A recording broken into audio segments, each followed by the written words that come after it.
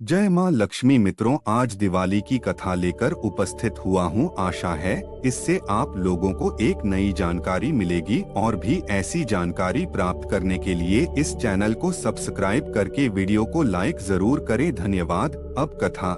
एक बार की बात है, एक जंगल में एक साहूकार रहता था। ताऊंगी उसकी बेटी प्रतिदिन पीपल पर जल चढ़ाया करती थी। जिस पीपल के पेड़ पर वह जल चढ़ाया करती थी उस पर माँ लक्ष्मी निवास करती थी। एक दिन माँ लक्ष्मी ने साहूकार की बेटी से कहा, मैं तुम्हारी मित्र बनना चाहती हूँ। यह सुनकर साहूकार की बेटी ने कहा, मैं अपने पिता से पूछकर आपको बताऊंगी। बाद में साहूकार की बेटी अपने पिता के पास गई और अपने पिता से सारी बात कह डाली। दूसरे दिन साहूकार की बेटी ने माँ लक्ष्मी से दोस्ती करने के लिए हाँ कर दी।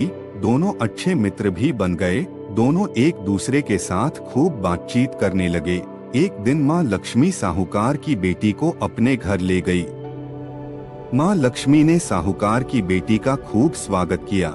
उन्होंने उसे अनेकों तरह का भोजन खिलाया। जब साहूकार की बेटी माँ लक्ष्मी के घर से वापस लौटी तो माँ लक्ष्मी ने उससे एक प्रश्न पूछा कि अब तुम मुझे कब अपने घर ले जाओगी। यह सुनकर साहूकार की बेटी ने माँ लक्ष्मी को अपने घर आने को तो कह दिया, लेकिन अपने घर की आर्थिक स्थिति को देखकर वह उदास हो गई।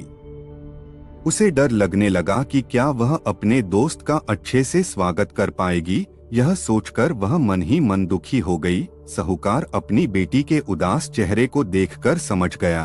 तब उसने अपनी बेटी को समझाया कि तुम फौरन मिट्टी से चौका बनाकर साफ सफाई करो। 4 बत्ती के मुख वाला दिया जलाकर माँ लक्ष्मी का नाम लेकर वहां उनका स्मरण करो।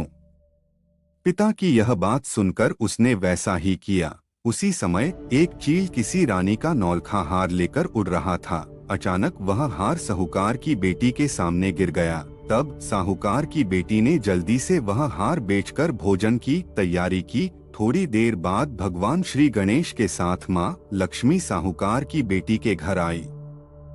साहूकार की बेटी ने दोनों की खूब सेवा की। उसकी सेवा को देखकर माँ लक्ष्मी बहुत प्रसन्न हुई और उन्होंने उसकी सारी पीड़ा को दूर कर दिया। इस तरह से साहूकार और उसकी बेटी अमीरों की तरह जीवन व्यतीत करने लगी।